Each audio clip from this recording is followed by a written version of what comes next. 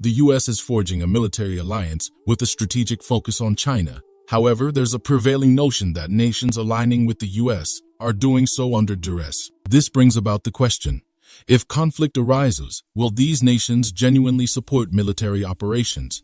During a recent summit, leaders from the US, Japan, and South Korea convened with a primary objective of fostering future collaborations. Yet discussions soon shifted predominantly to concerns regarding China, overshadowing the original agenda. Notably, both Japan and South Korea appear to be in support of the US stance. Hello and welcome back to Innovative Check YouTube channel, where we delve into the innovative and transformative projects changing our world. If you're new to the channel and enjoy learning about innovation stories around the world, you've come to the right place. Please subscribe, like, and comment to help boost our videos on YouTube. Now, let's begin. Analysts suggest that the dynamics of this alliance might be influenced by upcoming election results, insinuating potential US involvement in these elections. This raises questions about the genuine nature of the collaboration. If it's primarily driven by external pressures, will these nations genuinely unite in potential confrontations with China? Delving deeper into these geopolitical intricacies, welcome to another insightful episode of Innovation Diary. Our channel consistently highlights China's innovative ventures, projects, and its expanding global influence. In today's episode, we delve into the summit's transition from a dialogue on cooperation to discussions about a military alliance concerning China. We'll also explore speculation surrounding US influence in the elections of other nations. To fully understand the geopolitical positioning of these countries against China, stay with us until the end. Let's dive in. At Camp David, leaders from the United States, Japan, and South Korea convened to outline their future collaborative strategies. The essence of this summit, however, has stirred discussions regarding its implications on regional dynamics, particularly concerning China. While the intention was to foster a renewed approach to cooperation, a significant portion of their dialogue revolved around policy decisions related to China. It's worth highlighting that the US clarified their objective was not to antagonize China. Instead, they sought to voice apprehensions about China's maneuvers in the South China Sea and its stance on Taiwan. President Joe Biden was a pivotal figure at this summit, underscoring the importance of rejuvenated cooperation among the three nations. Yet, concrete plans for this revitalized alliance remained largely uncharted. A substantial part of their discussions centered on China's undertakings in the South China Sea, eliciting unease from adjacent nations. The intention behind their conversations was not to provoke China, but they deemed it crucial to transparently communicate their reservations on certain matters. One might question, is it prudent to express strong critiques and then clarify it's just out of concern?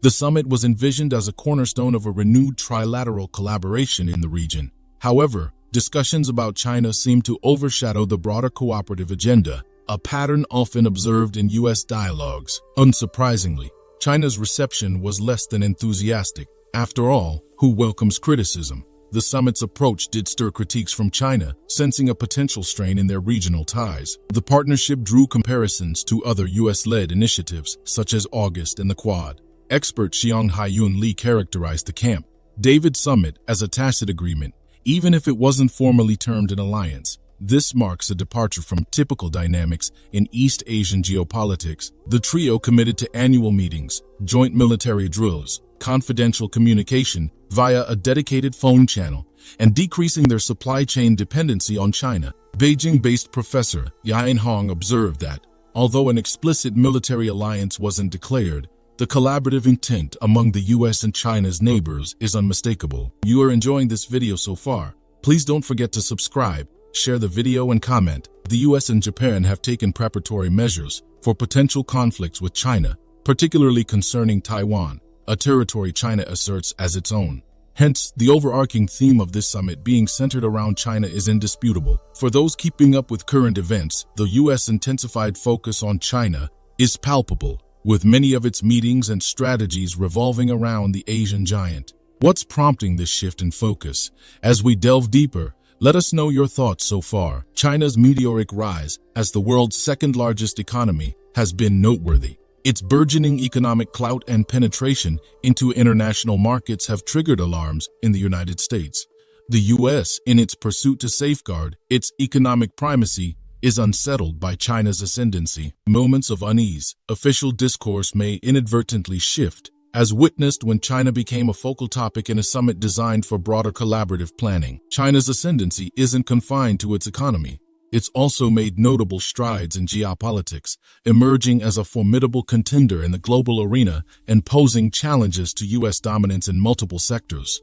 Such rivalry has magnified global scrutiny on China. Concerns have been voiced over China's military ambitions, particularly in the South China Sea, a region pivotal to maintaining equilibrium. The U.S., citing concerns over Taiwan, appears to be strategizing to counteract China's influence. The U.S. often highlights concerns related to China, particularly pointing to China's technological strides as potential cybersecurity risks.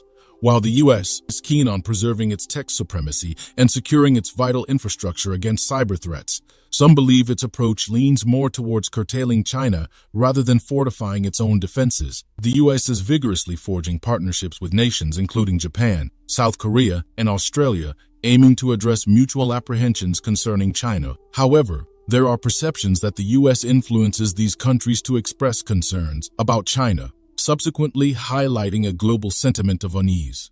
This narrative becomes questionable when allies, such as the UK, indicate a preference for collaboration with China rather than endorsing sanctions. These prevalent apprehensions brought China to the forefront of discussions at the summit. From China's perspective, a significant takeaway was the close collaboration of these three nations, seemingly against its interests. Analysts generally concur with this observation. The apparent shift in South Korea's stance, now seeming more aligned with the U.S. as opposed to its previous neutral or differing viewpoints, took China by surprise. However, a prevailing belief suggests South Korea's current alignment might be temporary and perhaps influenced by external pressures. Historically, South Korea often maintained a balanced stance between the U.S. and China. However, with President Yoon's inauguration, there has been a noticeable tilt towards the U.S. Relations with Japan have also seen improvement, aligning more closely on China-centric issues. The catalysts for these changes are likely to become clear in due time. A scholar from Temple University,